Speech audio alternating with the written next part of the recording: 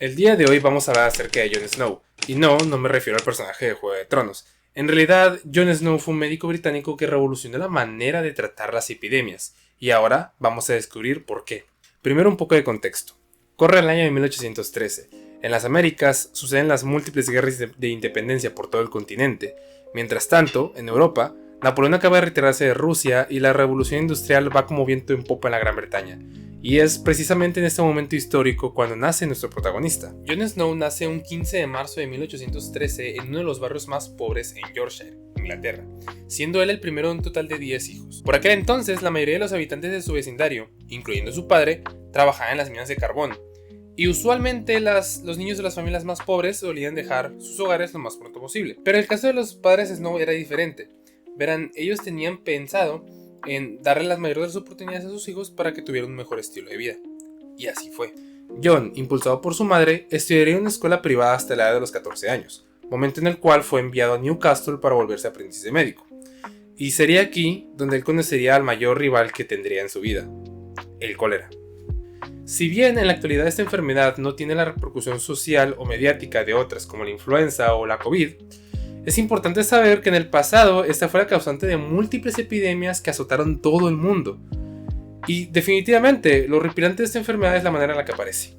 Repentina y fulminante. El cólera puede provocar la muerte de una persona en cuestión de solo horas, comenzando con un vómito y una diarrea excesiva que puede provocar que los enfermos evacúen hasta 20 litros por día. Esto eventualmente nos va a llevar a un estado de deshidratación severa y a un fenómeno que conocemos en medicina como un estado de shock hipovolémico. La sangre se queda sin plasma para circular y finalmente los órganos comienzan a fallar, uno a uno. Volviendo a nuestra historia, en 1831, cuando Jon Snow tenía apenas 18 años, el cólera llegó por primera vez a Newcastle. La magnitud del brote fue tal que el médico del cual Snow era aprendiz estaba completamente sobrecargado, y Snow fue enviado solo a las fábricas de carbón a dar atención médica a las personas que padecían dicha enfermedad. Esta experiencia sería algo que cambiaría por completo su trabajo como médico e investigador. Eventualmente trabajaría como aprendiz de otros médicos hasta que en 1836 se mudaría finalmente a Londres para concretar su educación. Durante estos años realizaría grandes avances en otros campos tales como la anestesiología, y estos hechos le hicieron acreedor de gran prestigio en la comunidad médica. Sin embargo, él jamás se olvidaría del cólera, esa enfermedad que le atemorizaba desde joven. Y finalmente, en 1848, cuando John tenía 35 años, el cólera volvería a Londres. Hoy en día sabemos que las enfermedades infecciosas, como es el caso del cólera, pero también puede ser un resfriado común, son causadas por múltiples organismos, ya sea virus, bacterias u hongos que se encuentran en el medio ambiente. A este conocimiento lo llamamos como la teoría microbiana de la enfermedad. Sin embargo, no siempre lo supimos. Y verán, para aquel entonces la teoría más aceptada de la transmisión de enfermedades era la llamada teoría del miasma. Esta teoría sostenía que los miasmas, que eran esas hemostasiones fétidas provenientes de aguas o de suelos contaminados,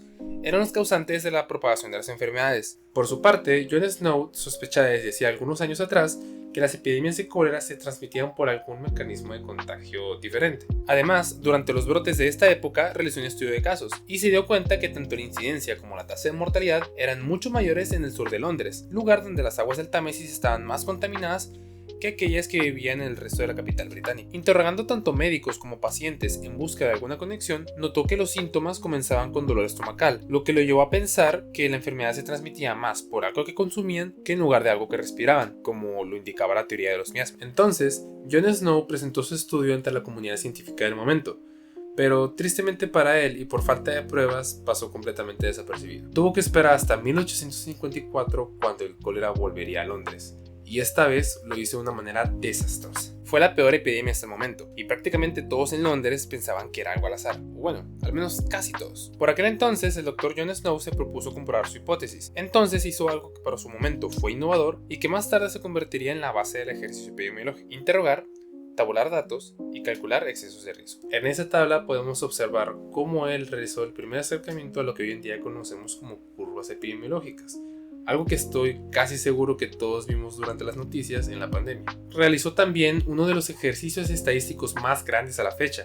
Por aquel entonces, los habitantes de ciertos distritos del sur de la ciudad, justamente donde él vivía, obtenían el agua de consumo a partir de múltiples bombas de uso público que estaban desplegadas por toda la ciudad, las cuales eran abastecidas por solamente dos compañías, la Southwark and Botside Water Company y la Lambeth Water Company, mientras los desechos eran vertidos en improvisadas alcantarillas o directamente vertidos al Támesis. Creo que es obvio decir que por aquel entonces no había una buena noción de lo que es higiene ambiental. Durante la epidemia de cólera de 1849, ambas compañías extraían agua en sectores contaminados del Támesis, por lo que las poblaciones que eran abastecidas por una compañía o la otra presentaban un número de muertes muy similares. Después, en el 53, la compañía Lambeth había trasladado sus instalaciones río arriba, hacia un lugar alejado de la contaminación, mientras que la compañía Southwark había mantenido sus instalaciones en su lugar original. Al tomar conocimiento de esto, John Snow se dio cuenta de que estaba frente a un experimento natural frente al cual podría demostrar su hipótesis. Esto hoy en epidemiología es lo que conocemos como un caso de estudio AB. Este estudio demostró que la tasa de mortalidad en los hogares abastecidos por la compañía Southwark era de 8.5 veces más altos que los de la compañía Lambeth. Esto evidenció la relación que había entre el consumo del agua contaminada y la tasa de incidencias. Pero John Snow sabía que por sí solo no iba a ser suficiente como para convencer a la gente. Sabía que necesitaba algo más y se dispuso a encontrarlo. Y así es como llegamos a la bomba de la calle Broad Street. Verán, a principios de septiembre del 54, un pequeño barrio de Londres llamado Soho fue el escenario de un brote muy severo de cólera. Cerca de 500 personas habían perdido la vida en tan solo 10 días.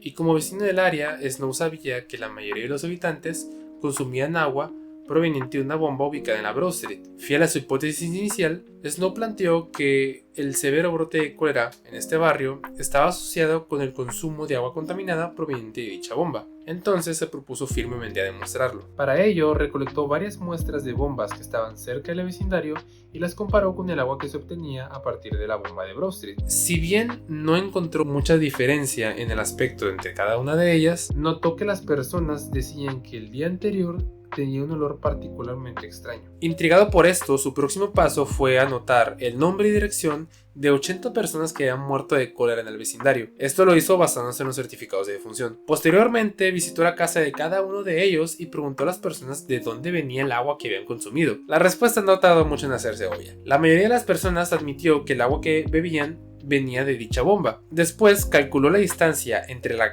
casa de cada difunto y la bomba de agua más cercana y la conexión era evidente. En la mayoría de los casos, la bomba de la calle Broad Street era la más cercana que había en cada casa. Entusiasmado por sus hallazgos, Snow presentó los resultados ante las autoridades sanitarias, los cuales por fin decidieron inhabilitar la bomba removiendo su palanca. Sin embargo, esta fue una acción altamente impopular entre los habitantes del vecindario, los cuales no terminaban de comprender el sentido de la misma. Ante esto solamente quedaba esperar. Si la incidencia de los casos disminuía, la teoría quedaría finalmente demostrada. Tras la inhabilitación de la bomba, se observó una disminución en los casos de incidencia y de mortalidad. Sin embargo, eso no fue suficiente para controlar el brote epidémico que ya azotaba toda la ciudad. Tristemente, pesó más la presión popular y la incredulidad de las autoridades sanitarias, los cuales aún apoyaban la teoría miasmática. Y finalmente, la bomba fue habilitada de nuevo. Snow intentaría hasta sus últimos días convencer a la comunidad médica de que el cólera se transmitía por la ingesta de alguna materia mórbida, como él llamaba,